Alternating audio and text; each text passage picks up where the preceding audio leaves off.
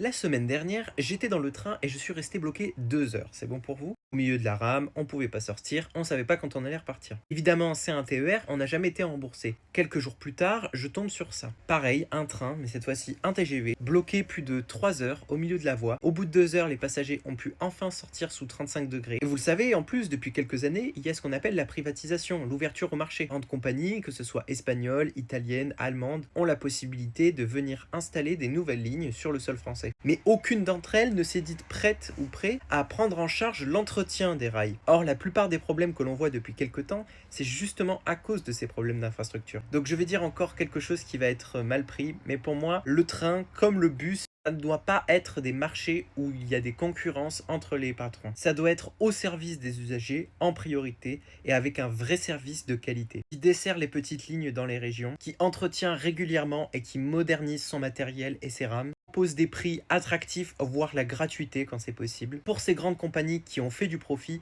il faut exproprier les patrons. Il faut exproprier ces patrons de ces grandes entreprises et il faut que les ouvriers et les ouvrières qui possèdent ces moyens de production reprennent en charge le mode de production de ces entreprises. Ça évitera aussi à François Ruffin de se balader dans les trains et de dire n'importe quoi.